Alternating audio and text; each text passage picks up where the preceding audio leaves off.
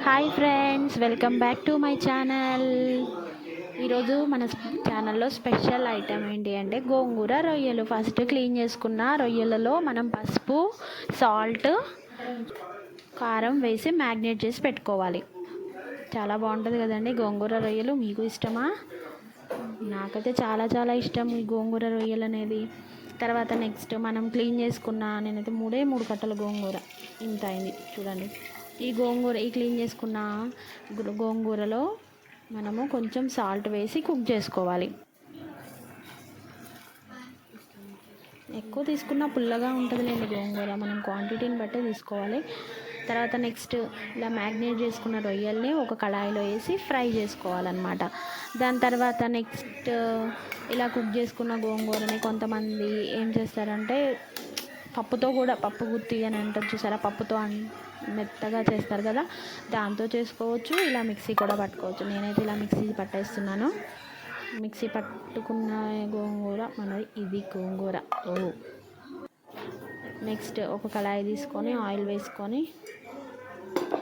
Cut చేసుకున్న పచ్చిమిర్చి, మనం ముందే ప్రిపేర్ చేసుకున్నాం కదా, ఆనియన్, పచ్చిమిర్చి ఇవి ముందే ప్రిపేర్ చేసుకున్నాం కాబట్టి మనం కళాయి నెక్స్ట్ ప్రాసెస్లోకి వెళ్ళిపోయి ఈ ఆనియన్, పచ్చిమిర్చి, కరివేపాకు వేసుకొని కొంచెంసేపు కుక్ చేసుకోవాలండి. ఆయిల్లో ఫ్రై చేసుకోవాలి ఈ ఆనియన్ మనకి రొయ్యలకి సరిపడా కట్ చేసుకోవాలండి. గోంగూర కొంచెం పుల్లగా ఉంటుంది కాబట్టి కొంచెం మేనేజ్ చేయడానికి కొంచెం 2-3 ఆనియన్స్ తీసుకోవచ్చు, పర్లేదు.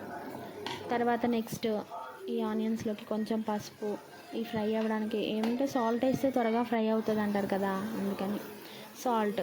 మనం ఇలా వన్ సైడ్ రొయ్యలని, వన్ సైడ్ ఇలా ఆనియన్స్ని, నెక్స్ట్ అల్లం అది కొంచెం ఫ్రై అయ్యాక ఆనియన్స్, అల్లం వెల్లుల్లి పేస్ట్ వేసేసి ఇలా కుక్ చేసుకోవాలండి. నెక్స్ట్ కొంచెమే సాల్ట్ వేసుకున్నాను, ఎందుకంటే ఆల్రెడీ మ్యాగ్నేట్ చేసుకున్నాను రొయ్యల్లో, సాల్ట్ వేసి ఆనియన్స్ కుక్ అవ్వడానికి వేసుకున్నాను కాబట్టి చూసి రుచికి సరిపడా వేసుకోవాలి మనకి. తర్వాత కారము, ధనియాలు, జీలకర్ర పొడి, నెక్స్ట్ ఇలా మనం ఫ్రై చేసుకున్న రొయ్యల్ని కూడా ఈ ఆనియన్స్లో వేసి కలుపుకోవాలండి. చాలా బాగుంటుందండి, నాకు చాలా ఇష్టం అండి ఇలా గోంగూర రొయ్యలు అంటే. ఫిష్ అయితే కొంచెం కష్టం కదా ముళ్ళు తీసుకోవాలంటే. నెక్స్ట్ ఇలా గోంగూరని పేస్ట్ చేసుకున్న గోంగూర మిక్సీ పట్టేసుకున్న 3 కట్టల గోంగూర 3 స్పూన్లు మాత్రమే అయింది చూడండి నాది. తర్వాత ఇలా ఇందులో వేసేసుకొని కొంచెం వాటర్ పోసుకొని కలుపుకోవాలండి. కలుపుకున్నాక చూడండి ఎంత బాగుందో కదండి ఇలా టేస్ట్. చూస్తేనే ఇంత బాగుందంటే తింటే ఎంత బాగుంటుందండి. ఈరోజు సండే, ఈరోజు స్పెషల్ ఇదేనండి మాకు, స్పెషల్ ఫుడ్. నెక్స్ట్ ఇలా కుక్ అయినాక చూడండి దీని లుక్. ఇప్పుడు మనం అసలైన టేస్ట్ తీసుకురావాలంటే తప్పకుండా కొత్తిమీర ఉండాలండి. కొత్తిమీర వేసుకొని కొంచెం కొత్తిమీర వేస్తే భలే ఉంటుంది కదండి టేస్ట్ నాన్ వెజ్ ఐటమ్స్లో. ఓకే అండి, కామెంట్ చేయండి. Thank you, bye.